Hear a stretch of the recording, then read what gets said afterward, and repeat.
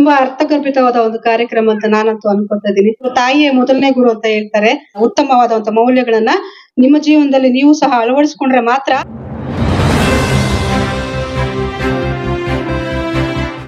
ಎಲ್ಲ ಗಣ್ಯರಿಗೂ ಅನ್ಸುತ್ತಾ ಏನ್ ಈ ಕಾರ್ಯಕ್ರಮವನ್ನ ಆಯೋಜಿಸಿಕೊಂಡಿದ್ದೀರಾ ಈ ವಿವೇಕಾನಂದ ಶಾಲೆಯಲ್ಲಿ. ತುಂಬಾ ಅರ್ಥಗರ್ಭಿತವಾದ ಒಂದು ಕಾರ್ಯಕ್ರಮ ಅಂತ ನಾನಂತೂ ಅನ್ಕೊತಾ ಇದ್ದೀನಿ.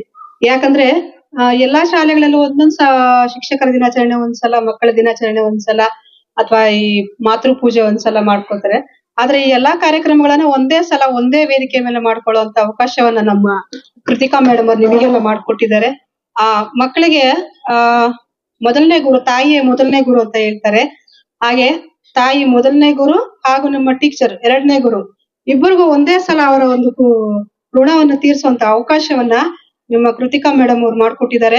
ಅದಕ್ಕೆ ನೀವು ಮಕ್ಕಳೆಲ್ಲ ಕೃತಿಕಾ ಮೇಡಮ್ ಅವ್ರಿಗೆ ಒಂದು ಕೃತಜ್ಞತೆಯನ್ನ ಇಟ್ಕೋಬೇಕಂತ ನಾನು ಈ ಸಂದರ್ಭದಲ್ಲಿ ಹೇಳ್ತೀನಿ.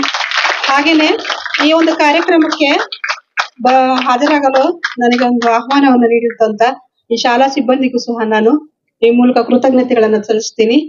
ಹಾಗೆ ಈ ಕಾರ್ಯಕ್ರಮದಲ್ಲಿ ಮಕ್ಕಳು ಏನು ಶಿಕ್ಷಕರ ದಿನಾಚರಣೆ ಮತ್ತೆ ಮಕ್ಕಳ ದಿನಾಚರಣೆ, ತಾಯಂದ್ರ ದಿನಾಚರಣೆಯನ್ನು ಆಚರಿಸ್ಕೊತಾ ಇದ್ದೀರಾ.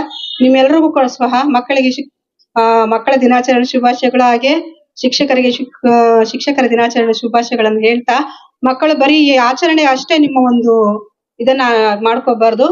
ಏನು ಚಾಚಾ ನೆಹರು ಮತ್ತೆ ರಾಧಾಕೃಷ್ಣನ್ ಅವರ ಒಂದು ಮೌಲ್ಯಗಳನ್ನ, ಉತ್ತಮವಾದಂತ ಮೌಲ್ಯಗಳನ್ನ ನಿಮ್ಮ ಜೀವನದಲ್ಲಿ ನೀವು ಸಹ ಅಳವಡಿಸಿಕೊಂಡ್ರೆ ಮಾತ್ರ ಈ ಕಾರ್ಯಕ್ರಮಕ್ಕೆ ಒಂದು ಅರ್ಥ ಇರುತ್ತೆ ಅಂತ ನಾನು ಈ ಮೂಲಕ ಹೇಳ್ತಾ ಇದ್ದೀನಿ.